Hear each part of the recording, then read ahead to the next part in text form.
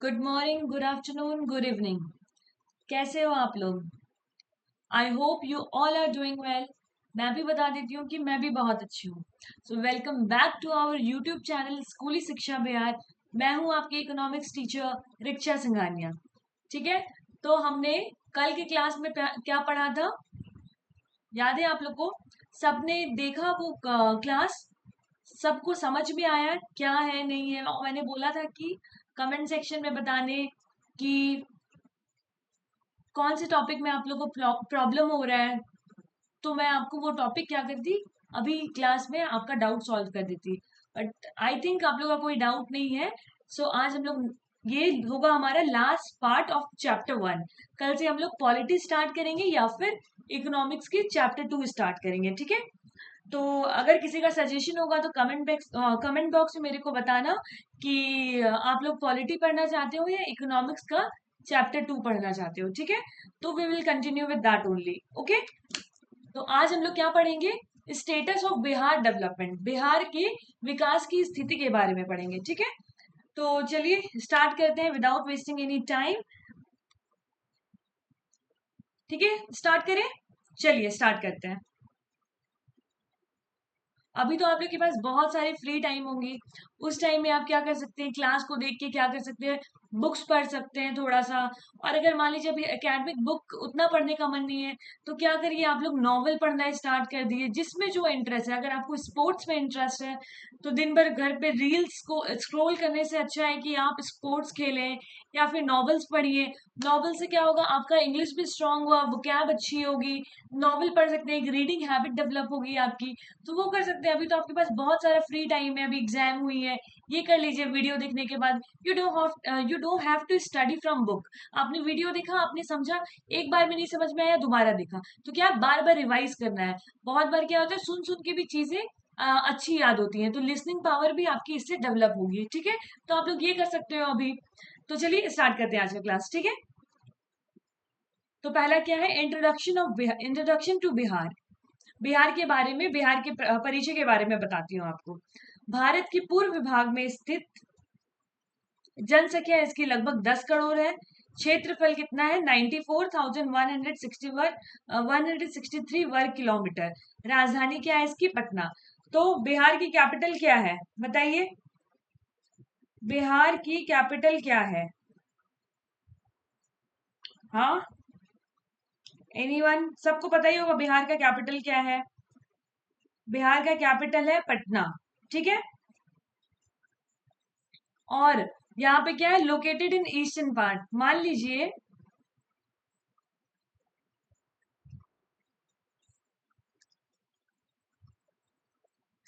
ये भारत है,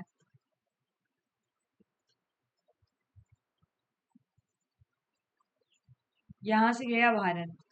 तो यहाँ क्या है? यहाँ यूपी स्टेट है। यहाँ पे क्या है? आपका यूपी है। तो यहाँ पे आता है बिहार। यहाँ पे आता है बिहार।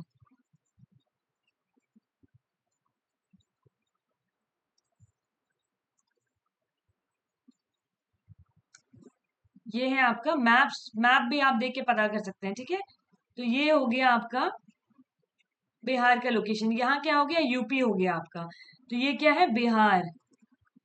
कहाँ पे? ये ईस्ट पार्ट ऑफ भारत, मतलब कि इधर साइड। ईस्ट मतलब क्या हो गया? पूर्वी भाग। पूर्वी भाग, ये हो गया उत्तर, ये हो गया पूर्व। तो ये कहाँ है? ईस्टर्न पार्ट में। ईस्टर्न पार्ट में। ठीक है। समझ में आया यहाँ तक? तो बिहार कहाँ है? ईस्टर्न पार्ट में। और उसका कैपिटल क्या है? कैपिटल क्या है? पटना। ठीक है। और एरिया कितना है? 94,163 किलोमीटर। ठीक है। एरिया है 94,163 किलोमीटर। और पॉपुलेशन कितनी है? अप्रोक्सीमेटली 10 करोड़। 10 करोड़ की आबादी है पूरे बिहार की। कितनी है? 10 करोड़ की आबादी है पूरे बिहार की। और क्या? लोकेटेड इन ईस्टर्न पार्ट, ये मैंने आपको बता दिया। मैप की लोकेशन बता दी, पॉपुलेशन बता दिया 10 करोड़। एरिया कितना है? 94,163 स्क्वायर किलोमीटर। कैपिटल क्या है इसकी? पटना। ठीक है। अब पढ़ते हैं मेन प्रॉब्लम जो बिहार की है। ये आपको बिहार के बारे में मोटा मोटी पता चला। अब देखते हैं मेन प्रॉब्लम क्या है बिहार का। तो बिहार के विकास की 8 मुख्य समस्याएं हैं। तो 8 main problems of Bihar development. पहला क्या है? बैकवर्डनेस इन एग्रीकल्चर, मतलब कृषि में पिछड़ापन। पुरानी खेती की विधि, कम उत्पादक, सिंचाई की कमी, मतलब ओल्ड फार्मिंग मेथड यूज हो रहा है, लो प्रोडक्टिविटी है, लैक ऑफ इरिगेशन है। सोचिए, अब आप सोचिए, मान लीजिए यहाँ पे एक फार्मर है जो कि बिहार से है, ठीक है, जो कि बिहार से है। वो अभी भी हल और बैल का यूज करते हैं। क्या चीज का? हल और बैल का यूज कर रहे हैं। तो ये क्या हो गया? ओल्ड फार्मिंग मेथड हो गया, ओल्ड फार्मिंग मेथड। तो मतलब अभी भी ट्रेडिशनल टूल यूज कर रहे हैं, और इरिगेशन नहीं है, सिर्फ बारिश पे डिपेंड है। इरिगेशन सिस्टम अच्छा नहीं होगा, मतलब lack of irrigation, irrigation system अच्छा नहीं होगा तो बारिश पे डिपेंड रहेंगे। अगर बारिश अच्छी नहीं होगी तो फसल भी खराब हो जाएगी। तो बारिश पे डिपेंड करते हैं यहाँ के फार्मर्स। अगर बारिश नहीं हुई तो उसकी पूरी फसल खराब हो जाती है। क्या हो जाती है? पूरी फसल खराब हो जाती है। ठीक है, तो इसका परिणाम क्या होता है? इससे क्या होता है? बारिश अगर नहीं होगी, फसल खराब हो जाती, तो इनकम कम हो जाती है, इनकम कम हो जाती है। ठीक है, और गरीबी बढ़ जाता है। क्या बढ़ जाता है? पोवर्टी, पोवर्टी बढ़ जाता है। तो ये रीजन होता है। अगर मान लीजिए इरिगेशन अच्छा नहीं है, ओल्ड फार्मिंग मेथड यूज कर रहे हैं, तो लो प्रोडक्टिविटी हो जाता है, फसल खराब हो जाती है, क्योंकि सब कुछ तो बारिश पे डिपेंड है। इरिगेशन सिस्टम अच्छा नहीं है, तो उसकी वजह से इनकम कम हो जाती है और गरीबी बढ़ जाती है। समझ में आया? अब दूसरा आते हैं lack of education. Lack of education, ठीक है, तो एजुकेशन का भी प्रॉब्लम है।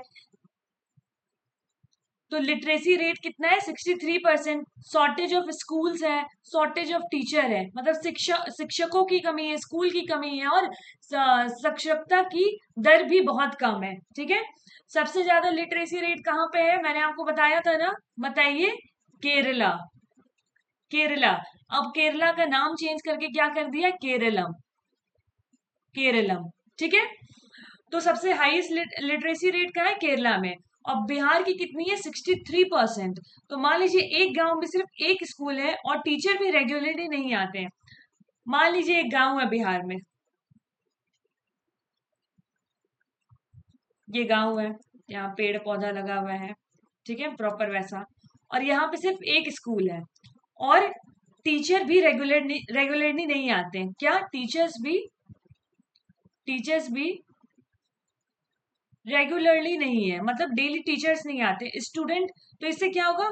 स्टूडेंट को प्रॉपर पढ़ाई, अच्छी शिक्षा नहीं मिलेगी, ड्रॉप आउट रेट बढ़ेगा। क्या बढ़ेगा? Drop out rate. Drop out मतलब स्टूडेंट्स नहीं आएंगे, drop out rate will increase, drop out rate बढ़ जाएगा यहाँ से। ठीक है, तो इसका परिणाम क्या होगा? रिजल्ट, रिजल्ट क्या होगा? स्किल डेवलप नहीं होगा। अगर मान लीजिए आप स्कूल नहीं जाएंगे, आपको पता नहीं रहेगा कि क्या है नहीं है, क्या पढ़ाई हो रही है, तो क्या होगा? स्किल आपके पास डेवलप नहीं होगी, आपको जॉब नहीं मिलेगा अगर आपके पास अच्छी शिक्षा नहीं है। ठीक है, जॉब नहीं मिलेगी। बट स्कूल में अच्छा पढ़ाई होना जरूरी है। आपका जो भी कवर कर रही हो मैं, आप स्कूली शिक्षा बिहार से पढ़ सकते हैं, तो उसका कोई प्रॉब्लम नहीं है। बट टीचर को, जो जितने भी गवर्नमेंट स्कूल है वहां पे टीचर रेगुलरली आनी चाहिए।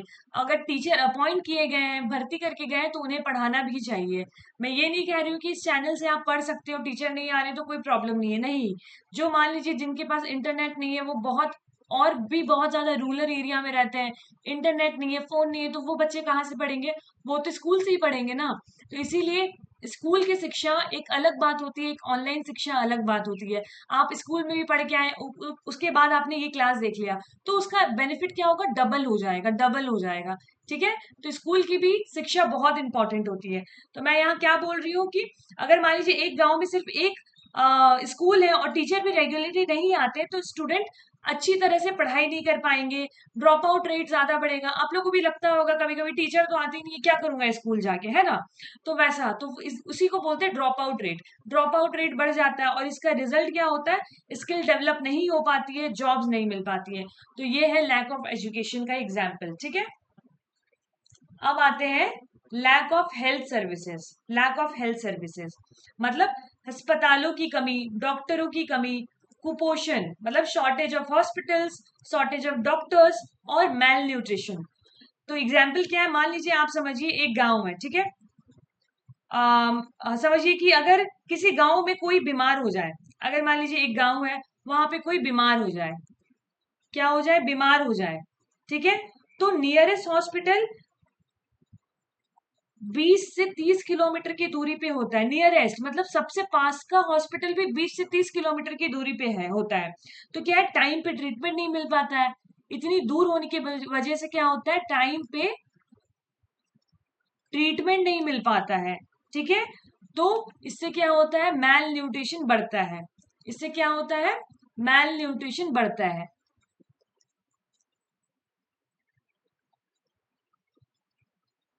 मैल न्यूट्रिशन बढ़ता है, ठीक है। टाइम पे ट्रीटमेंट नहीं मिला, माल न्यूट्रिशन बहुत कॉमन हो जाता है इसी की वजह से। और रिजल्ट क्या होता है, हेल्थ वीक हो जाती है। हेल्थ वीक हो जाती है। इससे क्या होता है, वर्क कैपेसिटी कम हो जाती है। वर्क कैपेसिटी डिक्रीज हो जाती है, ठीक है। ऑब्वियसली अगर मान लीजिए आपके पास अच्छी, आप अगर स्वस्थ नहीं हो, अच्छे नहीं हो और आसपास में अच्छी ट्रीटमेंट भी नहीं है, तो उससे क्या होगा, आपकी हेल्थ खराब होगी, उससे वर्क कैपेसिटी भी कम हो जाएगा। तो अगर मान लीजिए वर्क कैपेसिटी कम हो जाएगा और मैल न्यूट्रिशन है, बीमार रहेंगे लोग, तो पढ़ेंगे भी कैसे। अगर आप स्वस्थ रहेंगे, आपका दिमाग अच्छा रहेगा, आप स्वस्थ रहोगे तो आप पढ़ भी पाओगे। तो वर्क कैपेसिटी क्या होगा, अगर हेल्थ अच्छा होगा तो वर्क कैपेसिटी भी इंक्रीज होगा। बट यहाँ क्या है, लैक ऑफ हेल्थ सर्विसेज ही है, तो ये भी एक प्रॉब्लम है। अब आते हैं बेरोजगारी पे, अनएम्प्लॉयमेंट। अनएम्प्लॉयमेंट मतलब नौकरियों की कमी, युवा बेरोजगार है, पालियन की समस्या, shortage of jobs, youth are unemployed, problem of migration, ठीक है। मतलब मान लीजिए बिहार का एक लड़का है जो मुंबई शिफ्ट हो जाता है जॉब के लिए। बिहार का एक लड़का है,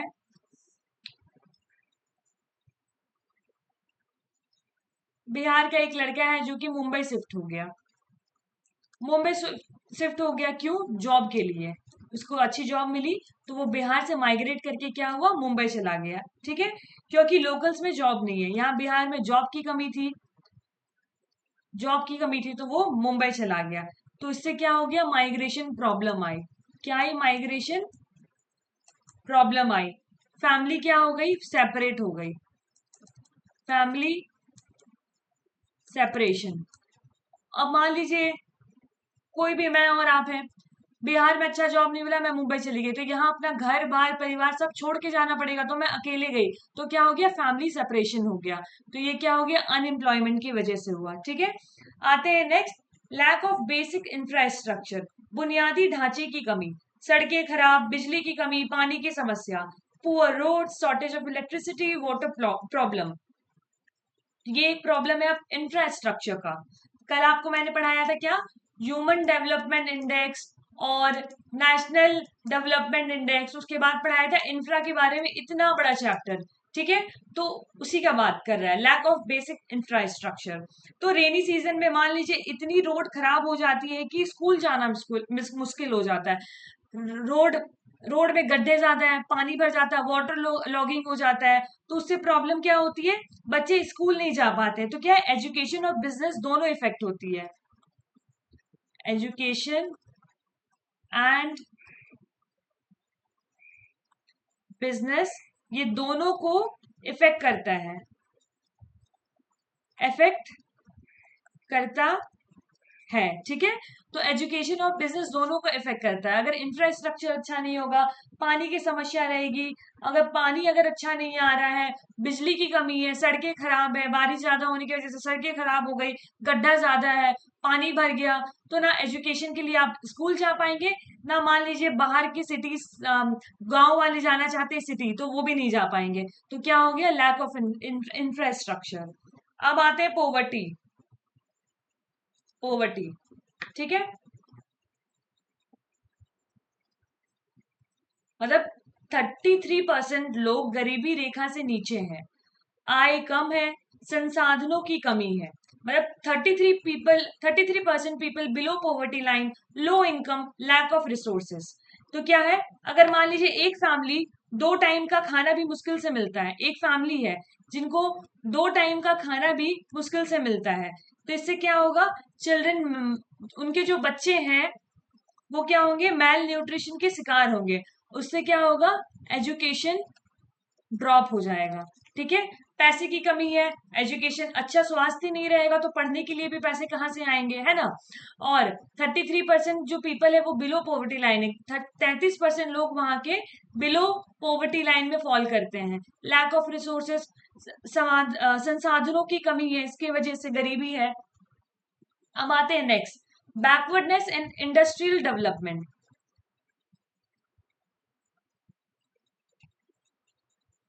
तो ये क्या है, कम कारखाने, कम निवेश है, तकनीकी कमी है, तो इंडस्ट्रियल प्रॉब्लम है।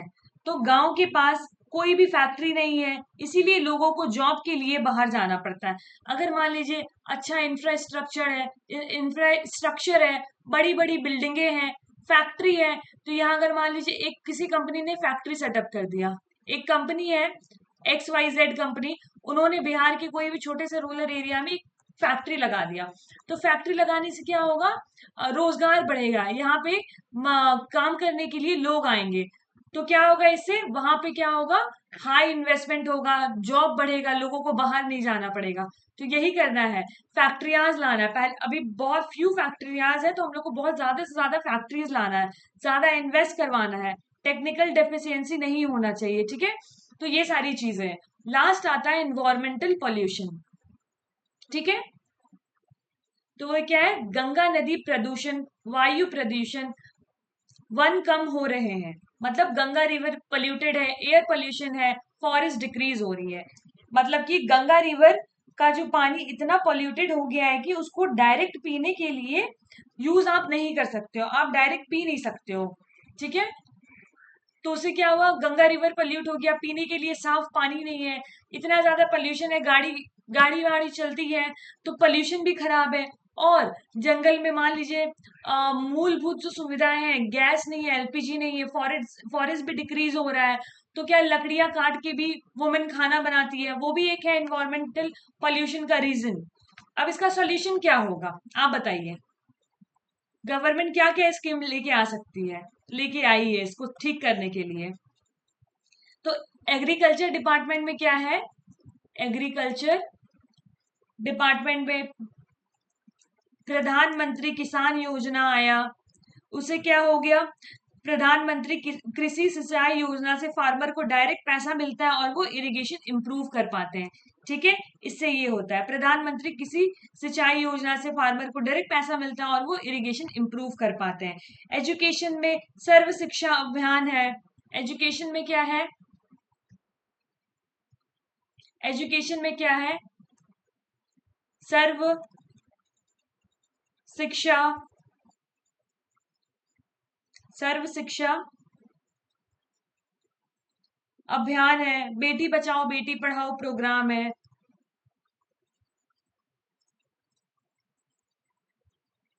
बेटी पढ़ाओ प्रोग्राम है, जैसे गर्ल्स को स्कूल भेजने के लिए अवेयरनेस और सपोर्ट मिलता है। हेल्थ के लिए आयुष्मान भारत कार्ड लाया गया है कि पुअर फैमिली को फ्री ट्रीटमेंट फ्री ट्रीटमेंट मिले हॉस्पिटल्स में। एम्प्लॉयमेंट के लिए मनरेगा स्कीम है, 100 डे के लिए जो भी आदमी है वो स्किल बन सकते हैं मनरेगा के तहत।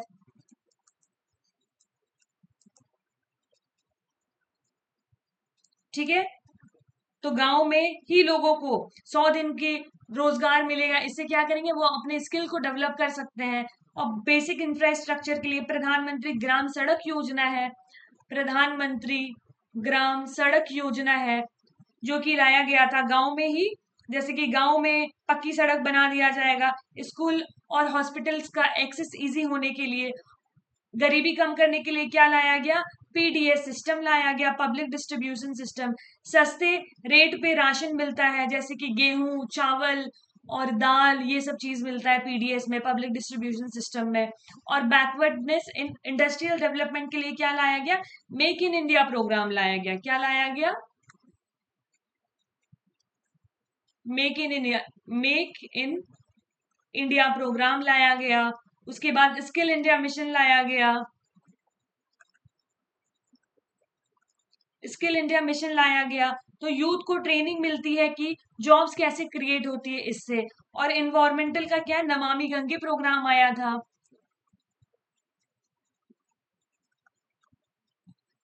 नमामि गंगा प्रोग्राम आया था, जिससे कि गंगा को क्लीन करने के लिए गवर्नमेंट एक मेजर प्रोजेक्ट लेके आई थी। ठीक है, तो अब एक मैं आपको ओवरऑल समरी दे देती हूँ। मान लीजिए एक एक गांव का लड़का है, गांव का लड़का है जिसका नाम क्या है? रवि है। चलिए मान लेते हैं रवि नाम है, ठीक है। तो उसको क्या है? एग्रीकल्चर की प्रॉब्लम है, एजुकेशन का इशू है, माइग्रेशन का प्रॉब्लम है। इसका सोल्यूशन क्या है?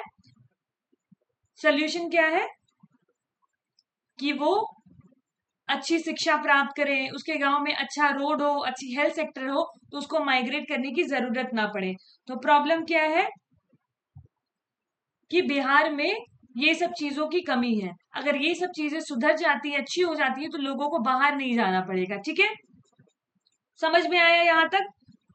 तो ये था status of Bihar development, introduction दिया मैंने आपको बिहार में, और क्या क्या 8 मेन प्रॉब्लम से डेवलपमेंट को लेके वो बताया।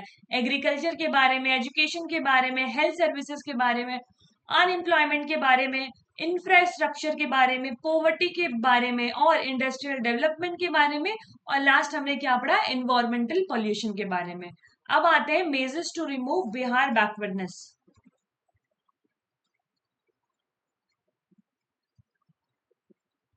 Measures to remove Bihar backwardness मतलब बिहार के पिछड़ेपन को दूर करने का उपाय।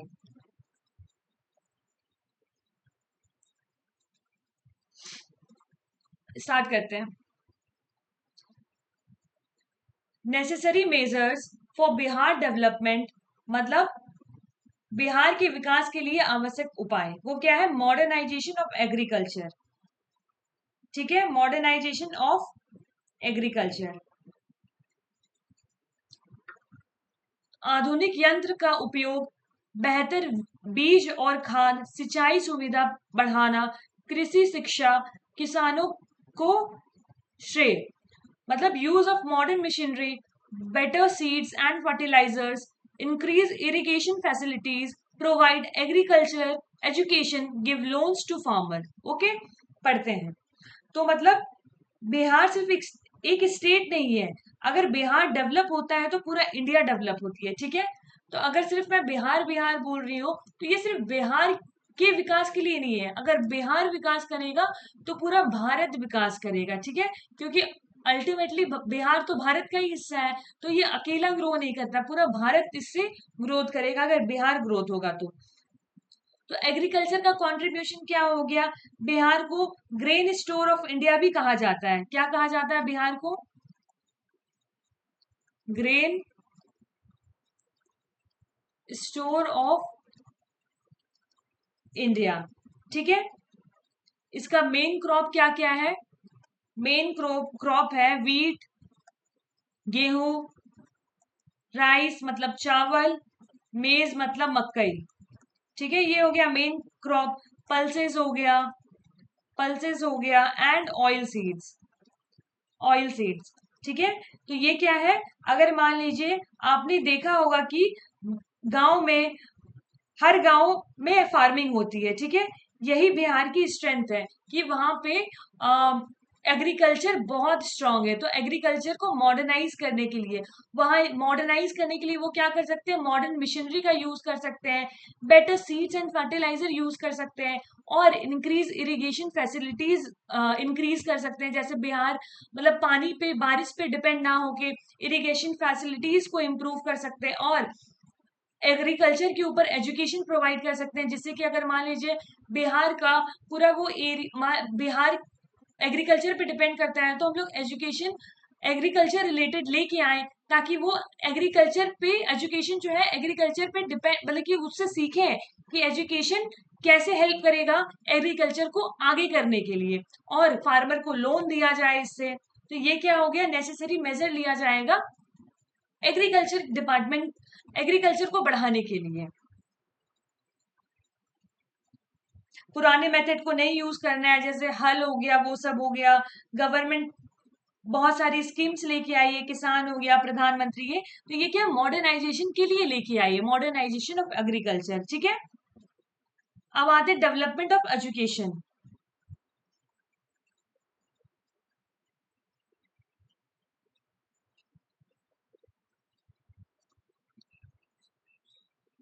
मतलब नए स्कूल्स और कॉलेज खोलना, शिक्षकों की नियुक्ति, शिक्षा की गुणवत्ता में सुधार, बालकों की शिक्षा, तकनीकी शिक्षा, मतलब नया स्कूल्स खोल सकते हैं, कॉलेजेस खोल सकते हैं, टीचर को अपॉइंट कर सकते हैं, इम्प्रूव कर सकते हैं क्वालिटी ऑफ एजुकेशन को, एजुकेशन की क्वालिटी को इम्प्रूव करेंगे तो शिक्षा अच्छी होगी।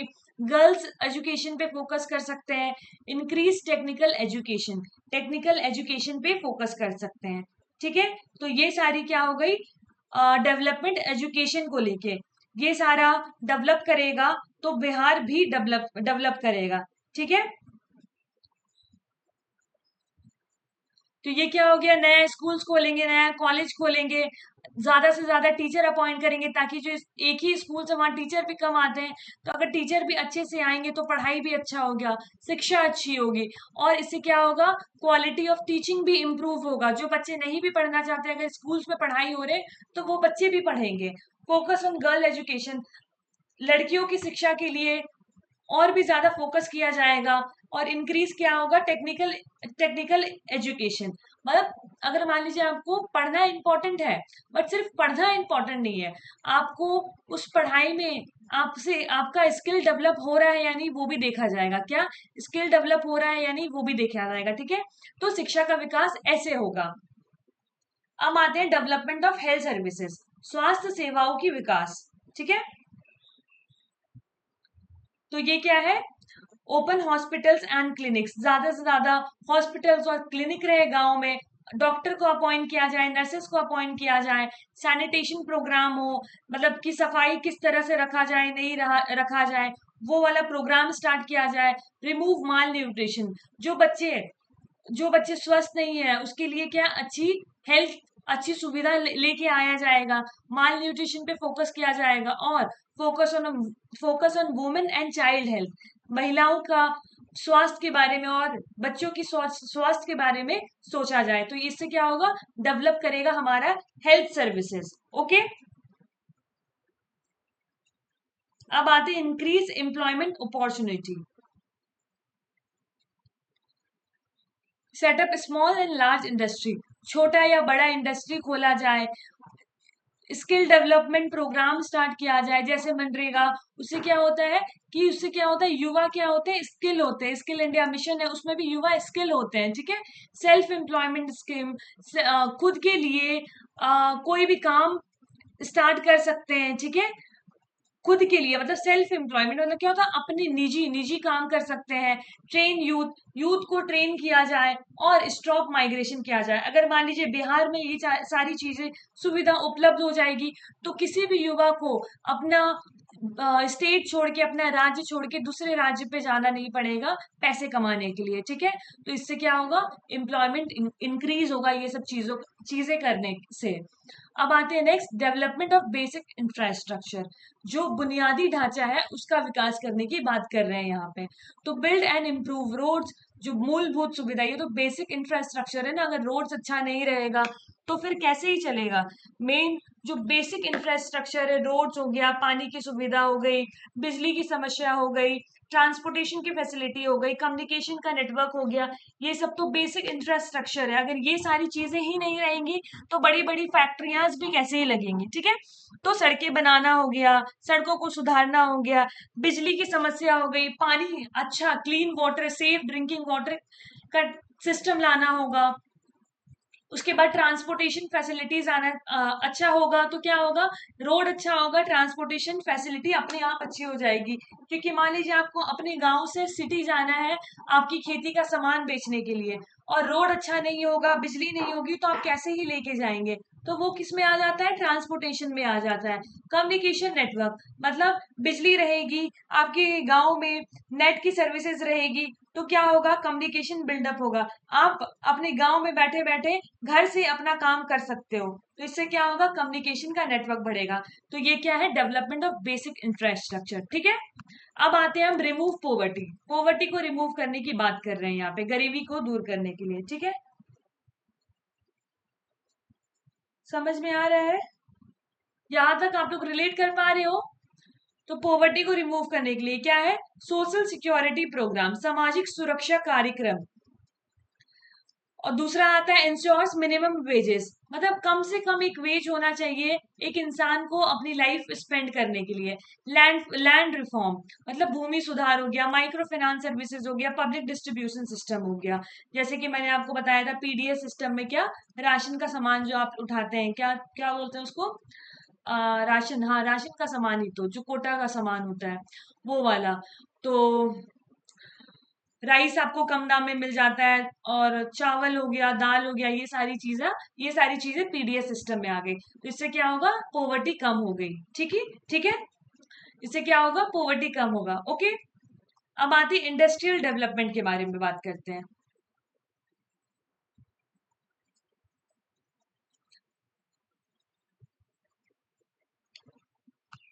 तो ये क्या है, industrial development, make industry policy, attract foreign investment, set a factory, technical development, prepare skill workforce. तो क्या होगा, इंडस्ट्री पॉलिसीज लाएगी तो फॉरेन इन्वेस्टर आएंगे। बिहार में लैंड अगर मान लीजिए ज्यादा, वहां पे इंडस्ट्रियल पॉलिसी लाया जाएगा बिहार गवर्नमेंट के द्वारा, तो वहां क्या है, फॉरेन इन्वेस्टर आएंगे। वहां पे फिर क्या करेंगे, अगर इन्वेस्टर आए आपके गांव में, तो वो क्या करेंगे, फैक्ट्रियाज और बिल्डिंगें बिल्ड करेंगे, फैक्ट्रियाज और बिल्डिंगें बिल्ड करेंगे। ठीक है, तो इससे क्या होगा, टेक्निकल डेवलपमेंट होगा, और यहाँ पे स्किल्ड वर्कफोर्स आएगी। अगर मान लीजिए इस कंपनी में, इस फैक्ट्री में स्किल्ड लेबर की जरूरत है, तो आपको वो स्किल सीखने को मिलेगा, उससे आप रोजगार मिलेगा आपको, और आपको जॉब मिलेगी। ये सब चीजों की वजह से आपको माइग्रेट नहीं करना पड़ेगा, आप अपने गांव में रह सकते हैं। तो ये क्या हो गया, इंडस्ट्रियल डेवलपमेंट की बात करते हैं हम यहाँ। अब आता है environmental protection, clean Ganga river, control air pollution, forest conservation, water conservation, use renewable energy. Clean Ganga river mission मतलब गंगा नदी को स्वच्छ करने के लिए जो नमामि गंगा प्रोग्राम आया था, उसके तहत हम लोग इन्वायरमेंट को प्रोटेक्ट कर सकते हैं, एयर पोल्यूशन को कंट्रोल कर सकते हैं, सोलर सिस्टम लगा के, बिजली कम यूज करके, फॉरेस्ट कंजर्व कर सकते हैं, वाटर कंजर्व, पानी नहीं बर्बाद करना है। अगर मान लीजिए आप लोग भी ब्रश करते करते टैप खुला छोड़ देते हैं, तो वो टैप बंद कर दीजिए, इससे क्या आप थोड़ा पानी सेव कर रहे हैं। ठीक है, तो ये सभी सारी चीजें जो हम लोग दिन भर रोजमर्रा की चीजें करते हैं, उसमें भी आप बहुत पानी सेव कर सकते हैं। ठीक है, यूज रिन्यूएबल एनर्जी मतलब वही सोलर लाइन से बिजली चलना, न्यूक्लियर एनर्जी, वो सबसे बिजली यूज, वो क्या हो गया, ऊर्जा का उपयोग सही तरीके से करना होता है। ठीक है, तो ये सारा क्या हो गया, इन्वायरमेंटल प्रोटेक्शन के बारे में बताया गया है। यहां तक समझ में आया, यहां तक कोई भी प्रॉब्लम हुआ, आई होप आप लोग रिलेट कर पा रहे हो मेरे से। अब हम लोग क्या पढ़ेंगे, role of Bihar in countries economic development. ठीक है, role of Bihar in countries economic development, ये क्या है, economic potential of Bihar, Bihar की इकोनॉमिक पोटेंशियल क्या है, बिहार की आर्थिक क्षमता क्या है। ठीक है, वो पढ़ेंगे, पूरा बिहार के बारे में पढ़ेंगे आज।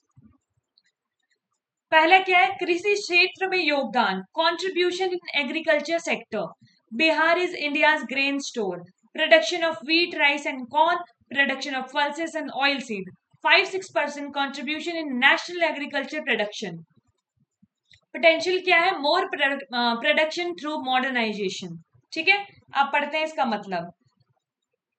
तो जैसे मैंने आपको पहले बताया, बिहार सिर्फ एक स्टेट नहीं है, बिहार, अगर बिहार डेवलप होता है तो पूरा पूरा इंडिया डेवलप्ड होता है, पूरा इंडिया डेवलप होता है।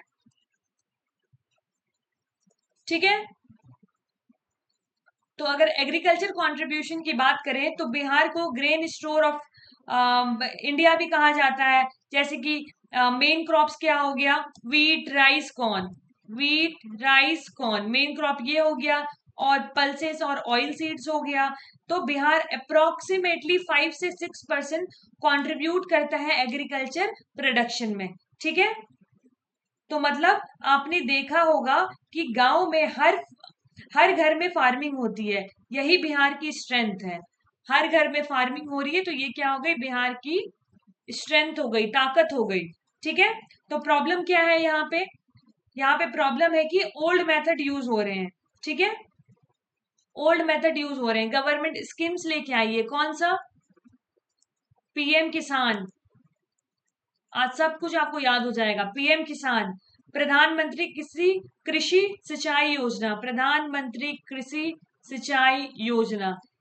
ठीक है, अगर फार्मिंग मॉडर्न हो गई तो बिहार इंडिया का सबसे स्ट्रॉन्ग फूड सप्लाई बन सकता है। क्या, अगर फार्मिंग इम्प्रूव हो गई तो बिहार इंडिया का सबसे स्ट्रॉन्ग फूड सप्लायर बन सकता है। तो यही मॉडर्नाइजेशन की बात कर रहा है। पोटेंशियल बिहार में पोटेंशियल बहुत है, बट मॉडर्नाइजेशन नहीं है। ठीक है, अब आते हैं मिनरल रिसोर्सेज के बारे में।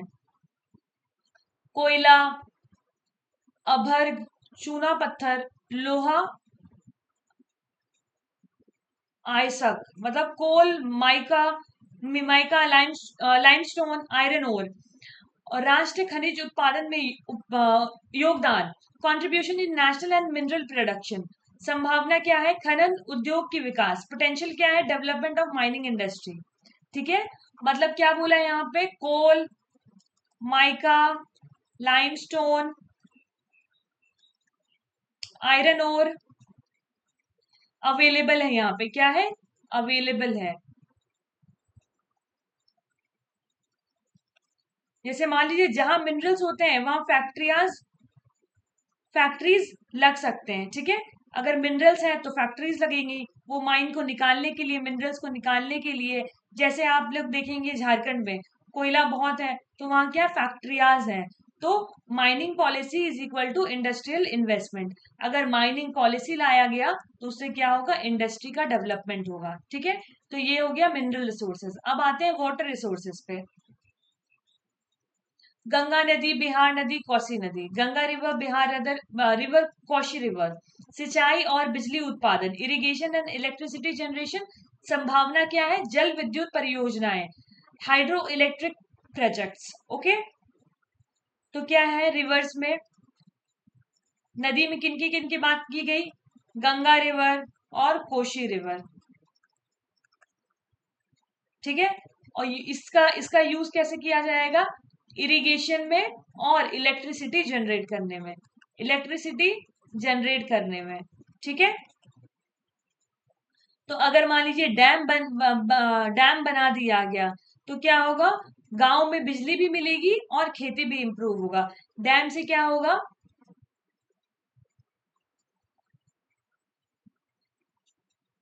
डैम से क्या होगा, पानी भी आएगा, और वो पानी आएगा तो गांव में भी जाएगा, सिंचाई भी इंप्रूव करेगी, और इससे क्या होगा, बिजली भी बनेगा। ठीक है, तो नमामि गंगे प्रोग्राम लाया गया था गवर्नमेंट के द्वारा, गंगा का पानी साफ करने के लिए। अब आते हैं next, human resources. Human resources, large population, young workforce, skilled workers. Potential क्या फॉर इंडस्ट्रियल डेवलपमेंट, यहाँ क्या है, बड़ी जनसंख्या है, लार्ज पॉपुलेशन, यंग वर्कफोर्स मतलब युवा कार्यबल है, जो युवा है काम करने के लिए सक्षम है। लार्ज पॉपुलेशन बहुत बड़ा, स्किल्ड वर्कर्स कुशल श्रमी मतलब स्किल्ड वर्कर्स की जरूरत है। ठीक है, मान लीजिए बिहार के लोग मुंबई या दिल्ली जाकर काम करते हैं, मतलब उनके पास स्किल है लेकिन अपॉर्चुनिटी नहीं है। क्या नहीं है, अपॉर्चुनिटी नहीं है। अगर मान लीजिए आप या हम में से ही, अगर मान लीजिए मैं बिहार में रहती हूँ, तो अगर मान लीजिए मैं बिहार से मुंबई या दिल्ली जा रही हूँ कोई भी मेट्रो सिटी में, यानी मेरे अंदर पोटेंशियल है, मैं स्किल्ड हूँ, बट क्या है, मेरे ही राज्य में काम नहीं है, इसलिए मुझे दूसरे राज्य में जाना पड़ रहा है। ठीक है, इसी के लिए गवर्नमेंट लाई थी स्किल इंडिया मिशन, ठीक है, क्या लेके आई थी, स्किल इंडिया मिशन। ओके, अब आते हैं हिस्टोरिकल इंपॉर्टेंस, मतलब ऐतिहासिक महत्व। Nalanda university centre of Buddhism, tourism potential, culture heritage. ये क्या हो गया, नालंदा यूनिवर्सिटी की बात कर रहे हैं। पहले बिहार में नालंदा यूनिवर्सिटी है, अभी भी इसको री इनॉग्रेट किया गया है फिर से। सेंटर ऑफ बुद्धिज्म है। मान लीजिए कि फॉरेन टूरिस्ट बिहार विजिट करते हैं तो टूरिज्म से इनकम जनरेट होगी, तो ये भी एक है, टूरिज्म पोटेंशियल भी है। वो आएंगे बुद्धिज्म सेंटर को देखने के लिए, नालंदा यूनिवर्सिटी को देखने के लिए, कल्चर हेरिटेज साइट को देखने के लिए। तो फॉरेन टूरिस्ट आएंगे तो बिहार विजिट करेंगे और इससे क्या होगा, टूरिज्म से इनकम जनरेट होगा।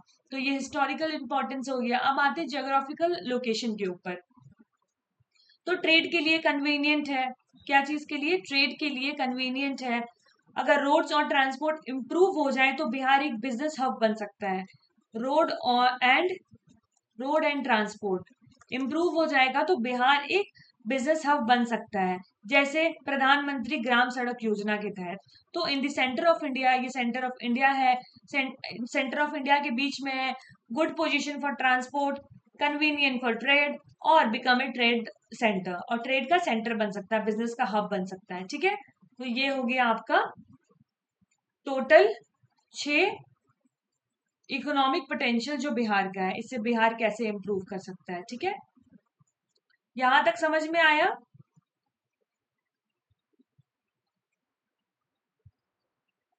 और अगर मान लीजिए बिहार डेवलप्ड हो जाए तो क्या होगा, एग्रीकल्चर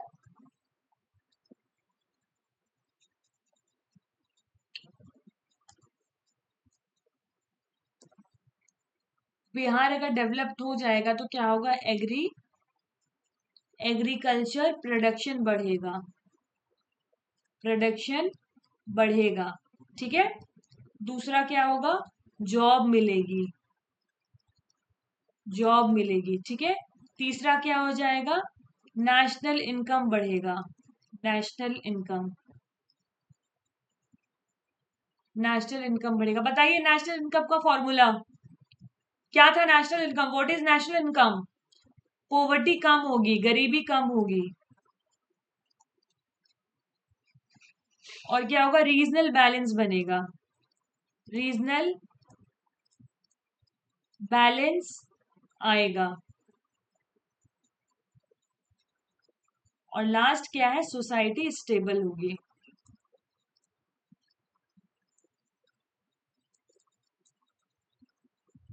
तो क्या होगा, नेशनल बेनिफिट, अगर बिहार डेवलप होगा तो एग्रीकल्चर प्रोडक्शन होगा, जॉब मिलेगी, नेशनल इनकम बढ़ेगा, पॉवर्टी कम होगी, रीजनल बैलेंस आएगा, सोसाइटी स्टेबल होगी, ठीक है। तो ये सारे बेनिफिट है।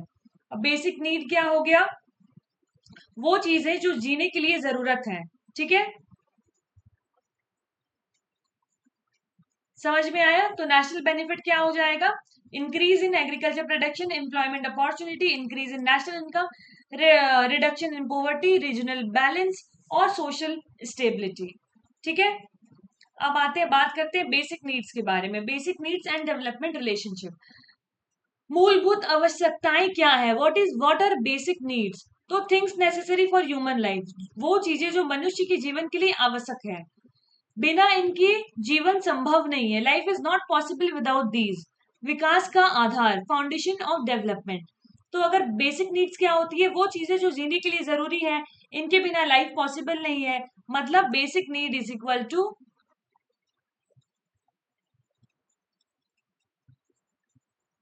डेवलपमेंट का बेस, ठीक है। अगर आपके पास मूलभूत सुविधाएं नहीं है तो आप डेवलप करके भी क्या करोगे, वो चीज हो जाता है। तो पहला क्या होता है बेसिक नीड में, वही रोटी कपड़ा मकान, food, clothing, shelter, education, health. पहले हम लोग सिर्फ, जब हम लोग बोलते थे बेसिक नीड का, जब हम लोग बात करते थे तो हम लोग सिर्फ क्या बोलते थे, रोटी कपड़ा मकान चाहिए, बट अब क्या, डेवलप बनने के लिए कोई भी कंट्री या स्टेट को चाहिए एजुकेशन प्लस हेल्थ, ठीक है। अब सिर्फ हम लोग बेसिक नीड में फूड, क्लोथिंग और शेल्टर इंक्लूड नहीं करते। इसके साथ साथ अब आता है एजुकेशन और हेल्थ। इसी से बनेगा, डेवलप होगा पूरा भारत और कोई भी स्टेट। ठीक है, तो फूड में क्या हो गया, न्यूट्रिशन डाइट रहना चाहिए और प्रॉपर कैलोरीज मिलना चाहिए। क्या, सफिशिएंट कैलोरीज मिलना चाहिए। अगर बच्चे को प्रॉपर खाना नहीं मिलेगा तो वो वीक हो जाएगा और पढ़ भी नहीं पाएगा। ठीक है, इसीलिए पीडीएस सिस्टम लाया गया था। ठीक है, तो कृषि विकास से भोजन की आपूर्ति, food supply through agriculture development. Okay, तो ये हो गया डेवलपमेंट से रिलेटेड और ये चीजें होनी चाहिए। तो इसके लिए पीडीएस सिस्टम लाया गया था। स्वास्थ्य अच्छा रहे, अच्छा सा कैलोरीज मिले, ठीक है, न्यूट्रिशन डाइट अच्छा से मिले। अब आते हैं कपड़े के बारे में, मतलब वेदर प्रोटेक्शन। सर्दी में अगर स्वेटर नहीं होगा तो हेल्थ प्रॉब्लम हो सकती है। और इसका रिलेशन क्या हो सकता है डेवलपमेंट से, कि टेक्सटाइल इंडस्ट्री भी डेवलप करेगी। ठीक है, तो सुरक्षा के लिए, मौसम के अनुसार, स्वास्थ्य के लिए कपड़े चाहिए। For protection of according to seasonal, for health. इसका रिलेशन डेवलपमेंट से क्या होगा, डेवलप होगी टेक्सटाइल इंडस्ट्री भी। ओके, अब आते हैं शेल्टर पे, सेफ हाउस। बारिश में अगर कच्चा घर रहा वो टूट जाएगा तो क्या होगा, उसके पास छत नहीं रहेगा रहने के लिए। तो क्या, उसके लिए क्या चाहिए, पक्का घर चाहिए for family, healthy environment for family. इसके लिए प्रधानमंत्री आवास योजना आया था। क्या होता है, relation with development, development of construction industry. Okay, अब आते हैं एजुकेशन पे। एजुकेशन क्या है, acquired knowledge, skill development for better life. ठीक है, तो नॉलेज प्लस स्किल क्या हो गया, नॉलेज प्लस स्किल। तो अगर एजुकेशन नहीं होगा तो जॉब भी अच्छी नहीं मिलेगी। अगर नॉलेज नहीं रहेगा, आपके पास स्किल नहीं रहेगी, वही यहाँ पे बोल रहा है।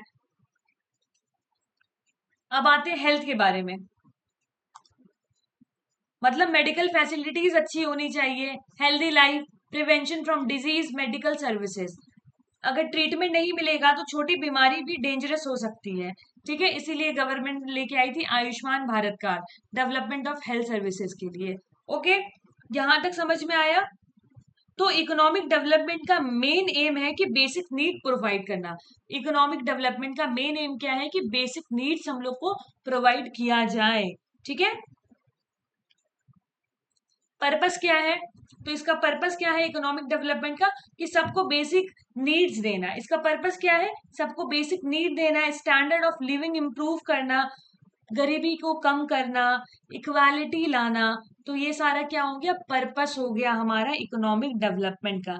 इससे बेनिफिट क्या होगा रियल लाइफ में, इससे हम लोग को बेनिफिट क्या होगा रियल लाइफ में, सबको खाना मिलेगा, स्कूल सबके लिए होगा, हॉस्पिटल्स अवेलेबल होगी, जॉब मिलेगा, और क्या होगा, इन सब चीजों से हमारा लाइफस्टाइल इंप्रूव होगा। ठीक है, अब अगर डेवलपमेंट नहीं होगा तो क्या क्या प्रॉब्लम हो सकता है, खाना नहीं होगा तो स्टारवेशन होगा, भुखमरी होगी, हॉस्पिटल नहीं होगा तो डिजीज बढ़ेगी, बीमारियां बढ़ेगी, स्कूल नहीं जाएंगे तो आप इलिटरेट रहेंगे, आप शिक्षा नहीं प्राप्त कर पाएंगे तो आपको पता नहीं चलेगा कि क्या है नहीं है, आप समझ नहीं पाएंगे तो आप इलिटरेट कहलाएंगे, जॉब नहीं रहेगा तो आप बेरोजगार रहेंगे, पैसा नहीं रहेगा तो आप गरीब रहेंगे। वो चीज बोल रहे हैं कि डेवलपमेंट नहीं होगा तो ये सारी प्रॉब्लम्स आ सकती है। ठीक है, अब देखते हैं relationship with development and basic needs.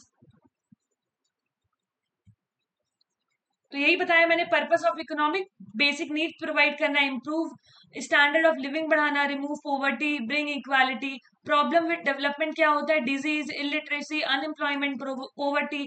Benefit क्या होता है डेवलपमेंट का, सबको खाना मिलना, अच्छी हेल्थ सर्विसेज मिलना, एजुकेशन का एक्सेस मिलना, एम्प्लॉयमेंट अपॉर्चुनिटी मिलना, मतलब रोजगार का अवसर बढ़ाता है ये, और improvement in standard of living, जीवन स्तर में सुधार होना। अब आती सिचुएशन क्या है भारत का, इंडिया का करंट सिचुएशन क्या है। अभी भी काफी लोग क्या है, बेसिक नीड से डिप्राइव्ड है। ठीक है, रूरल एरिया में प्रॉब्लम ज्यादा होती है, रूरल एरिया में प्रॉब्लम ज्यादा होती है, बट डेवलपमेंट स्लोली इंप्रूव कर रहा है। ठीक है, अगर हम बोलेंगे ये बहुत ज्यादा प्रॉब्लम है, वो भी नहीं है, डेवलपमेंट स्लोली इंप्रूव कर रहा है वहां पे भी। तो हमारा फाइनल गोल क्या है, हर इंसान को बेसिक नीड्स मिलना चाहिए। फाइनल गोल क्या हो गया हमारा यहाँ पे, सब चीजों का क्रक्स क्या है, ये बोल रहा है कि फाइनल गोल हमारा है कि हर इंसान को हर इंसान को बेसिक नीड, जो भी हमारा बेसिक नीड्स है वो मिलना चाहिए। ठीक है, तो ये हो गया आज का क्लास।